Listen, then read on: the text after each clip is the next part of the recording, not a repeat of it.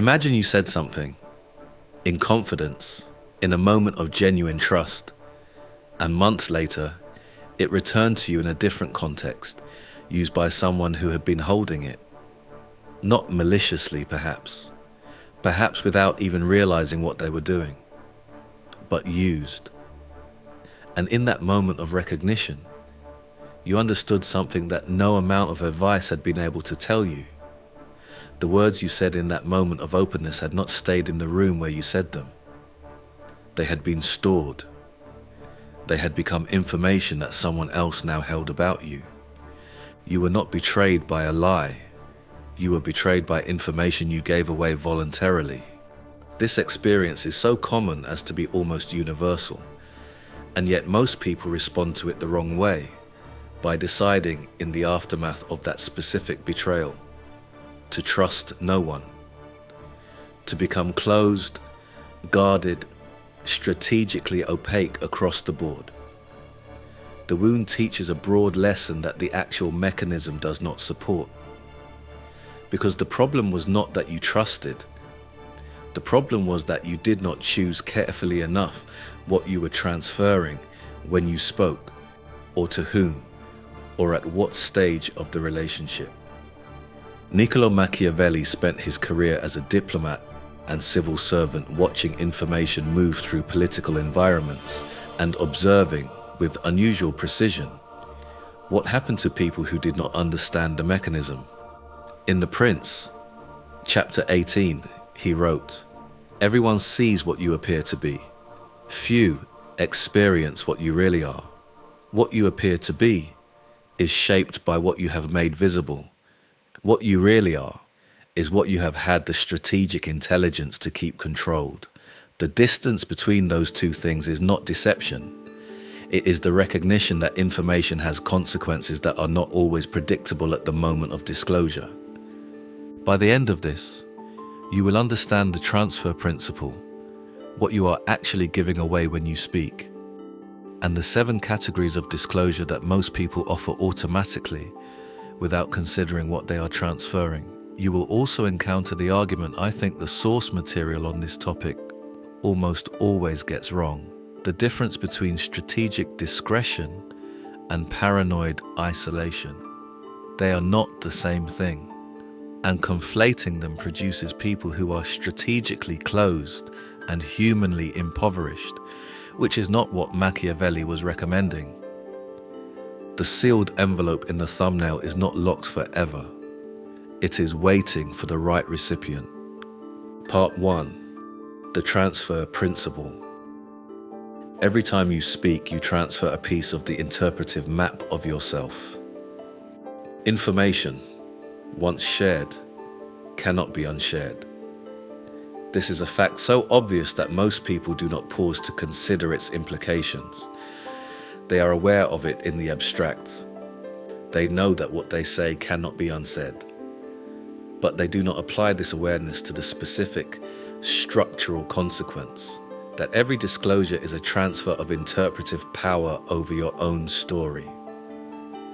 When you tell someone something about yourself, your plans, your fears, your relationships, your history, you are not simply communicating. You are handing them a piece of a map of how you work, where your vulnerabilities are located, what will move you and what will not. In a relationship with someone whose interests are fully aligned with yours, this map is a gift. It allows them to support you more effectively, to understand you more accurately, to act in your interest when you are not in the room. But in a relationship with someone whose interests diverge from yours, even slightly, even in ways neither of you is conscious of, the same map becomes a set of navigational tools for a territory they are not navigating on your behalf. The gap between these two categories is not always visible at the moment of disclosure. People whose interests will eventually diverge from yours do not always know this at the time you speak to them. Circumstances change. Relationships shift. The person who held your confidence carefully for years may eventually find themselves in a situation where your information becomes relevant to a conflict of interest neither of you anticipated. The transfer happened before that situation arose. And once information has been transferred, the conditions under which it might be used are no longer under your control. Machiavelli was precise about this mechanism. He did not argue that information should never be shared. He argued that information should be shared strategically, that the prince who understood what was being transferred in any given disclosure could make the transfer deliberately rather than automatically. And he observed, with the cold practicality that made the prince so scandalous to its first readers, that most people made these transfers automatically, not out of naivety, but out of a specifically human need, the need to be understood. The need to be understood is one of the most powerful drives in social behavior. It produces the impulse to explain yourself, to justify your decisions, to share your inner state with people around you. This impulse is not pathological. In the right relationships, in the right context, it is the basis of intimacy and a mechanism of genuine connection. But it becomes a liability, and specifically, the liability Machiavelli was interested in, when it operates without discrimination. When the need to be understood drives disclosure, regardless of whether the recipient of that disclosure is in a position to use it well. The transfer principle is simple. Before you speak about yourself, ask what you are transferring, not to paralyze you into silence, but to make the transfer conscious. What piece of the map am I giving away? Who is receiving it? What is the quality of evidence about their capacity to hold this information well? The answers to those questions determine whether the disclosure strengthens your position or weakens it. This is the fox's intelligence.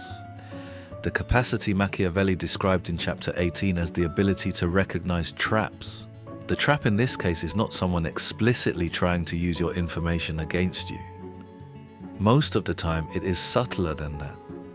It is the gradual accumulation of data points in the hands of people whose interests are not fully aligned with yours, and the way that accumulation, over time, shifts the leverage in every interaction you have with them. Part 2. The 7 transfers. 7 categories. 7 pieces of the map you give away more often than you intend to. The 7 disclosures the source material around this topic identifies are genuinely important, but the framing matters enormously. These are not 7 things to hide because everyone is your enemy. They are 7 categories in which most people transfer interpretive power automatically, without considering what they are actually giving away. The first is your next move. When you disclose a plan before it is executed, you transfer the ability to react to it. The plan can be questioned, discouraged, undermined, or appropriated, not necessarily by enemies, but by anyone whose response to your advance affects your momentum. The person who hears your ambition and feels inadequate by comparison will discount it. The person who is positioned as a competitor in the same space will respond strategically. Neither needs malicious intent for their response to cost you something. The move, executed and visible, is responded to as a fact. The move disclosed in advance is responded to as a claim, and claims invite dispute. The second is your specific vulnerabilities. There is a difference between being genuinely known in a relationship of trust and broadcasting your weaknesses in search of validation. The person who knows your specific fears and insecurities because you have built a relationship with them over time, through consistent evidence of aligned interests, is different from the person who knows them because you needed to feel understood in a specific moment. The first kind of knowledge is held within a relationship whose integrity you have reason to trust. The second kind is free-floating, available to be used in any future context that person encounters. The third is your financial position. Money creates expectations, comparisons, and dynamics. that are almost impossible to manage once the information is public. Not because people are venal, but because financial information changes the structural relationship between you and almost everyone who knows it. It shifts what people think they can ask for, what they think you owe, and how they interpret your decisions. Keeping it private is not pretension. It is the management of a dynamic that almost always becomes complicated once it is visible. The fourth is your relationship conflicts. Every relationship contains internal tensions that are nobody else's business. When you make those tensions public in a moment of hurt to a friend, you change the relationship's political environment permanently. Other people form an interpretation of the conflict that colors every future interaction with both parties. Whatever repair happens between you and your partner, the external interpretation is now fixed. The fifth is your family history. The source script in this topic takes a position I want to engage with carefully because it is partly right and partly genuinely harmful. It argues that you should conceal your family's dysfunction so that people do not judge you by it. This is a defensive strategy grounded in shame, and it is not what Machiavelli was arguing. The actual transfer principle here is different. Processing family history, working through its effects, understanding how it shaped you, finding the people and contexts where that work can happen safely, is not the same as performing your family history publicly. The performance of vulnerability in contexts where the recipient has not earned the right to that information is where the transfer happens without adequate consideration. The processing itself is necessary. The audience matters. The sixth is your long-term vision. The difference between sharing a finished achievement and sharing an unfinished aspiration is the difference between a fact and a claim. Facts are responded to as facts. Claims invite all the doubt, comparison, and competitive calculation that the person responding brings. The vision protected until it is far enough along to be demonstrated has a different quality of reception than the vision disclosed while still fragile. The seventh is your significant failures. This is not about shame. It is about how past failures, disclosed in the wrong context, become fixed in the listener's interpretation, regardless of the growth that has happened since. In the right relationship, that data point is integrated with everything else. In a less grounded one, it becomes the lens through which everything subsequent is read. If this kind of thinking is useful to you, the ideas that don't get softened, the ones that actually ask something of you, subscribe to Wise Daily. That's what we're here for. Part 3. What Machiavelli did not say. There is a version of this content that ends here. 7 categories, 7 things to conceal. The world is full of people waiting to use your information against you, and the wisest course is to trust no one. This version of the Machiavellian framework has a certain grim coherence. It is also, I think, wrong, and wrong in a way that Machiavelli himself would have recognized. Let me say this directly. The trust no one framing that saturates popular Machiavellian content is not a sophisticated reading of The Prince. It is a paranoid simplification that produces a kind of strategic isolation. A life in which you are protected from the specific risk of misplaced disclosure and exposed to the much larger risk of having no genuine relationships at all.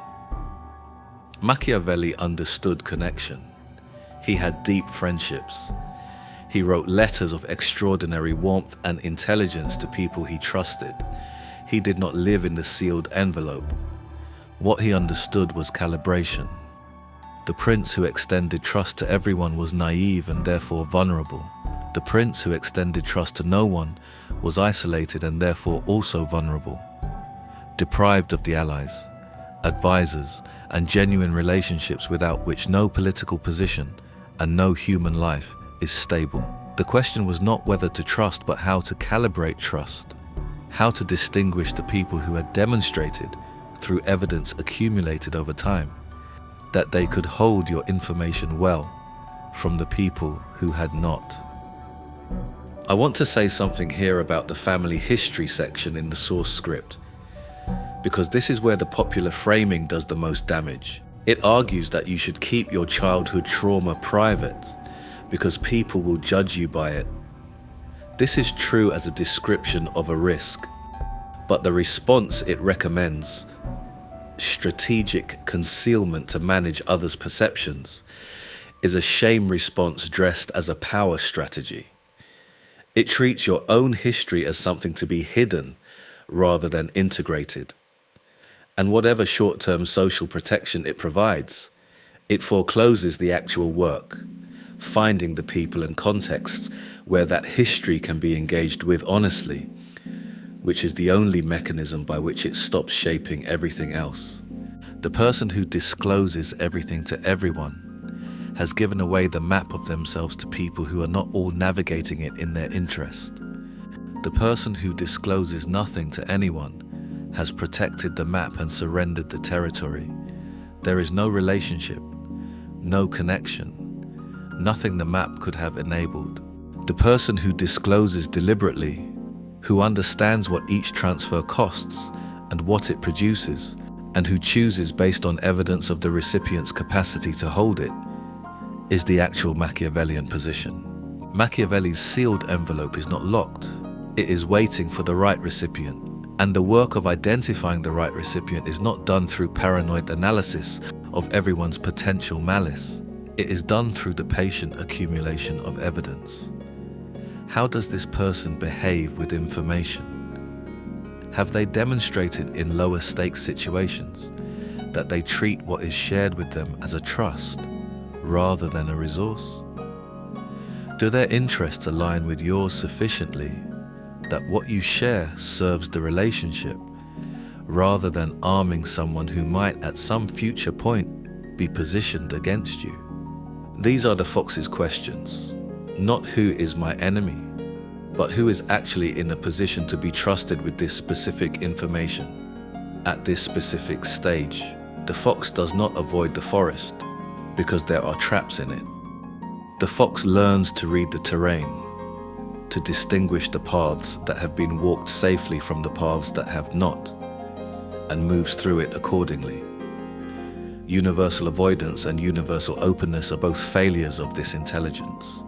What the fox has that the lion and the donkey lack is the capacity to discriminate. And discrimination, applied to the question of what to share with whom, is not distrust. It is the most respectful thing you can do for the people in your life, because it means that when you do share, you have chosen them deliberately, and they can feel the difference between a voluntary disclosure and an automatic one. Part 4. The deliberate seal. The quality the thumbnail shows is not suspicion. Machiavelli does not look suspicious. He looks considered. He's holding the envelope, and there is something in his posture that suggests he has already made a decision about it. Not a decision rooted in fear, but one rooted in his understanding of what is inside and what its receipt would mean for whoever opened it. This is what deliberate disclosure looks like from the outside. It is not the tense silence of someone who is afraid of what they might reveal. It is the settled composure of someone who has made peace with the distinction between what they have chosen to share and what they have chosen to hold, and who does not feel guilty about either. The guilt is worth naming, because it is the thing that makes most people bad at this. Most people feel guilty about strategic discretion. They feel that keeping things private is a form of dishonesty, or a sign that something is wrong with the relationship, or a failure of the openness that genuine intimacy requires. This guilt is the residue of a particular model of connection, one that equates disclosure with depth and discretion with coldness, that does not survive careful examination The most intimate relationships most people have are not the ones in which they said everything. They are the ones in which they said the right things to the right person at the right time and were met with a quality of reception that justified the disclosure. Machiavelli's contribution here is the same as it is everywhere: the replacement of an idealistic model with an accurate one. The idealistic model says that openness is always valuable, that the risk of disclosure is worth it for the connection it creates, that concealment is essentially suspicious. The accurate model says that disclosure is a transfer, that transfers have consequences that depend on the recipient, and that the quality of the relationship between the transferer and the recipient determines whether any given disclosure strengthens or weakens both. The prince who understands this makes better decisions about every conversation he has, not because he trusts no one, but because he has learned to extend trust in proportion to the evidence and to protect the information that has not yet found its right recipient. The seal on the envelope is not distrust. It is the recognition that what is inside has value, and value requires discretion, not secrecy. Discretion. The thumbnail shows a man who knows what he is holding. He's not anxious. He's not performing secrecy. He's in possession of something valuable and has not given it to the first person who asked. That quality, the calm awareness of what you carry and the deliberate choice about who receives it, is the practical intelligence of someone who has understood the transfer principle and applied it long enough that it is no longer an effort. It is simply how they move.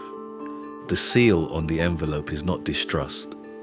It is the recognition that what is inside has value, and value requires discretion, not secrecy, discretion. In what relationship have you made a transfer you later regretted? Not because the other person was malicious, but because the information found a context you did not anticipate. If that recognition landed, type, "I seal what matters" in the comments. Not for me, but for you. And if this video gave you something real, please like it, share it with someone who needs to hear it, and subscribe to Wise Daily. Every video on this channel is built to give you one thing: the philosophical tools to live with more power, more clarity, and more intention. We'll see you in the next one. Machiavelli gave us the framework for understanding what we transfer when we speak. But there is a philosopher who spent his life asking the harder question on the other side.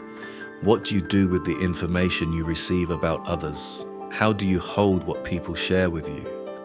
How do you remain the kind of person that the sealed envelope is eventually opened for? That philosopher is Marcus Aurelius, and the answer he found in the Meditations is the subject of our next video.